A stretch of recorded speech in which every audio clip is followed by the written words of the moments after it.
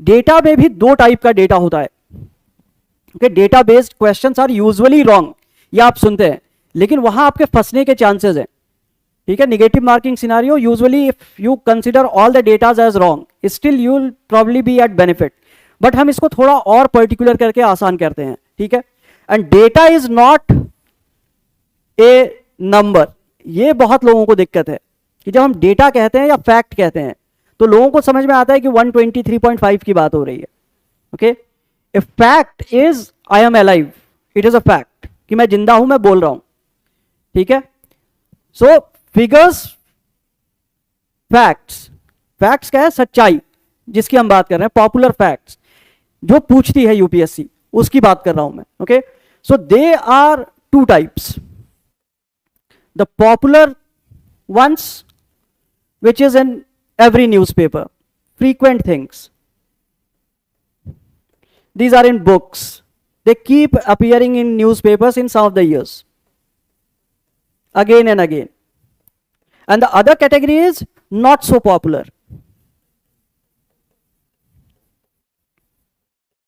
Okay, so two categories of data are there which are asked in the exam, two types of facts which are asked in exam. Okay, अब इसमें जो popular वाला है, UPSC usually changes this.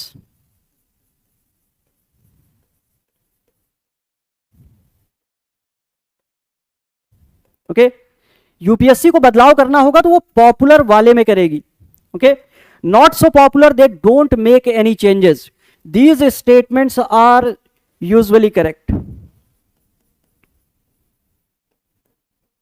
Okay, अभी कोई ऐसा fact है, ठीक है, एक जानवर है, वो न्यूज में आता है. ठीक है, if there is some animal which is in news but its behaviour may not be in news, तो उसका बिहेवियर अगर न्यूज में नहीं आया है तो आपको पता नहीं होगा. And it says that this animal has this behaviour, then usually you have to accept कि हाँ वैसा बिहेवियर होगा. बट इफ इट सेज कि इट लुक्स लाइक दिस, तो जब वो जानवर न्यूज में आएगा उसकी फोटो आई होगी. तो पॉपुलर फैक्ट क्या है? Its features, the characteristics, how it looks. Okay, but what it does at its leisure time, जब वो फोटो खिंचवा नहीं रहा था तब वो क्या कर रहा है, ये किसी को नहीं पता है.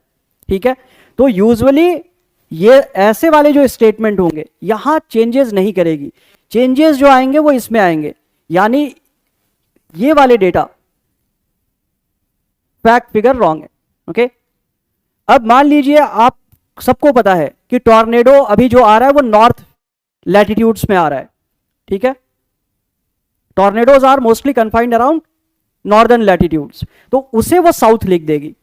ठीक है, बट एक बहुत छोटा फिनोमेना है जो न्यूज में एक बार आया हो या फिर आया ही नहीं है, आपने कभी सुना नहीं है, बहुत पढ़ने के बाद भी नहीं देखा है, उसके बारे में कुछ लिख रही होगी तो वो राइट होगा.